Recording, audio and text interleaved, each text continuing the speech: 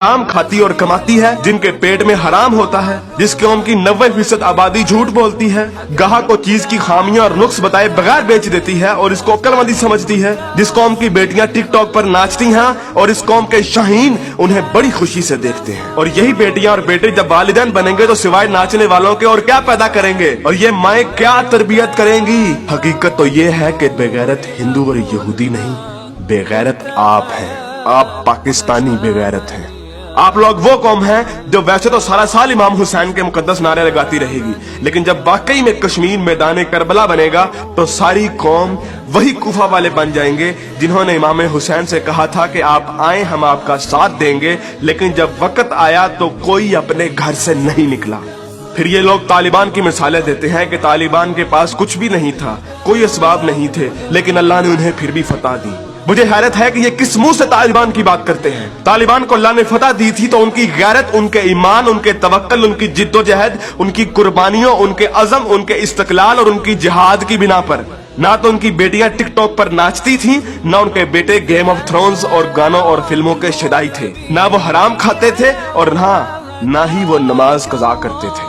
कश्मीरी तो बेवकूफ है कि उन्होंने इस कौम से सारी उम्मीदें लगाई हुई हैं, जिस कौम के नौजवान मुजाहिद भी हैं और मुफ्ती भी हैं, लेकिन सिर्फ फेसबुक, ट्विटर और इंस्टाग्राम के। बल्कि लोग नौजवानों को और इस यूथ को बहुत सराहते हैं, कहते हैं कि ये पाकिस्तान का एसेट है, लेकिन मैं ये कहता हूँ कि ये नौजवान लानत है।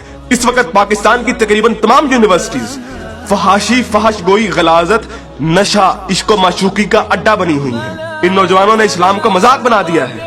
इन्हीं नौजवानों ने मॉडर्निज्म के नाम पे फहाशी और बेहयाई को रिवाज दिया है। हर लड़की आजकल टाइट्स पहन के फिरती है। इस्लाम और तहजीब का कोई नामो निशान ना यूनिवर्सिटीज में है ना कॉलेजेस में।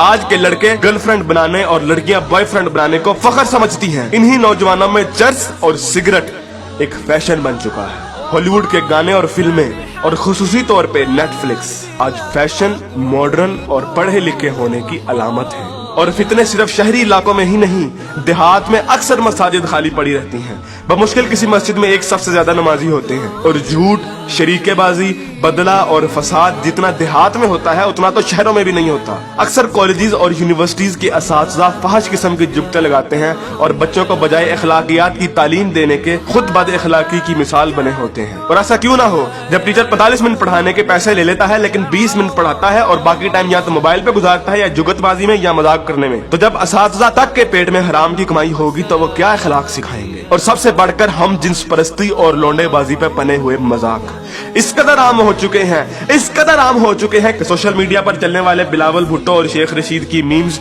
इस कदर आम हो गई हैं कि जैसे ये कोई मसला ही नहीं, जैसे ये कोई खिलाफे इस्लाम, खिलाफे तहजीब कोई बात ही नहीं। ये फितना मजाक में इस कदर आम हो गया है कि अब तो कोई स्कूल, कोई कॉलेज, कोई यूनिवर्सिटी से मुस्तस्ना नहीं। जिस कौम के बच्चे 12-12, 13-13 साल की उम्र में स्कूलों से ही फहाशी और पोर्नोग्राफी के मरीज बन जाते हैं, तो क्या वो हवस के पुजारी नहीं बनेंगे? ऐसी जगह ज़ैनब जैसे केस सामने नहीं आएंगे तो और क्या होगा? मुझे हैरत होती है कि हर बंदा मीडिया को तनकीद का निशाना बनाता है, हर बंदा मीडिया को फहाशी का असल कसूरवार ठहराता है, लेकिन खुद को कोई जिम्मेदार नहीं ठहराता, जो उस मीडिया को बड़े शौक और बाकायदगी से देखता है और उस मीडिया को अरबों रुपए का बिजनेस भी देता है।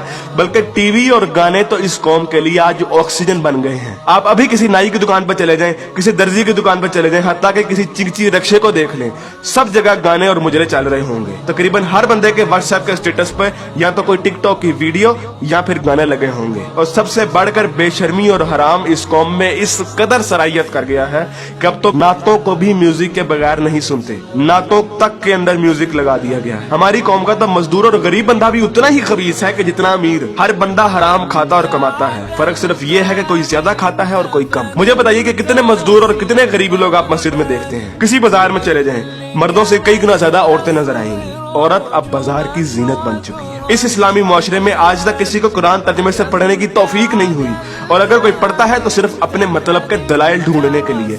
बरेलवी कुरान खोलते हैं तो ईद मिलादुन नबी को सही साबित करने के लिए, शिया कुरान खोलते हैं तो जुलूस और मातम को सही साबित करने के लिए, तबलीगी जमात वाले कुरान खोलते हैं तो सिर्फ तबलीग के दलाइल ढूंढने के लिए, औरतें कुरान खोलती हैं तो मर्दों को निगाहें नीची करने वाली आयत दिखाने के लिए, और मर्द कुरान खोलते हैं तो औरतों को पर्दा करने वाली आयत दिखाने के लिए। और बहुत सी अवाम तो ऐसी है कि जो सिर्फ और सिर्फ वजीफे करने के लिए कुरान खोलती है। यानी इन लोगों ने कुरान को अल्लाह की किताब नहीं बल्कि टेलीफोन डायरेक्टरी बना दिया है। अपने मतलब का नंबर निकाला और डायरेक्टरी बंद। उलमा भी इन लोगों को कुछ नहीं कहते हैं। हर जुम्मे पे उलमा सिर्फ फजाइल की बातें करते हैं, कभी लोगों को ये नहीं कहते कि बेगैरती से कैसे बचा जा सकता है, बदगुमानी से कैसे बचा जा सकता है, झूठ से और फ्रॉड से कैसे बचा जा सकता है। उलमा भी लोगों को नहीं कहते कि कुरान तर्जुमे के साथ पढ़ो और सुनो कि तुम्हारा रब तुम्हें क्या कहता है।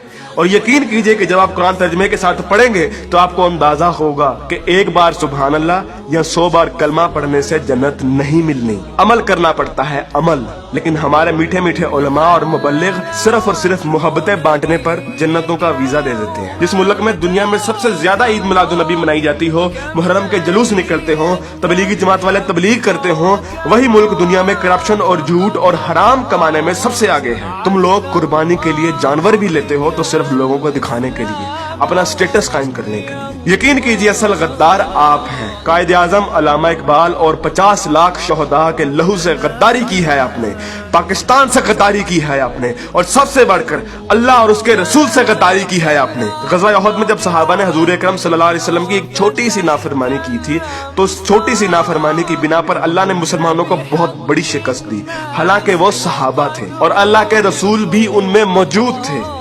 लेकिन आज आप लोग ये कहते हैं कि अगर जंग हुई तो आसमान से फरिश्ते उतरेंगे कतार अंदर कतार। तो पहले अपने अमाल और अपनी औकात देखिए और फिर बात कीजिए। ऐन मुमकिन है कि आप लोगों को इस तकरीर का कोई असर ना हो, क्योंकि जिस पेट में हराम, जबान पे झूठ, कानों में गाने और आंखों में हवस भरी हो, उन दिलों पर हक की बात असर नहीं करती। मैंने कभी इतनी बदतमीजी और सख्त अल्फाज से बात नहीं करनी थी, लेकिन यकीन कीजिए मैं बहुत मजबूर हूँ साफ साफ अल्फाज में अपनी कौम को उनकी हैसियत दिखाने के लिए कि असल में बदनामी के जिम्मेदार आप लोग खुद हैं, कि असल में जलालत आप लोगों ने खुद खरीदी है।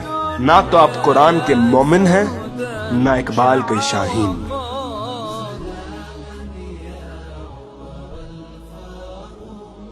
سلاما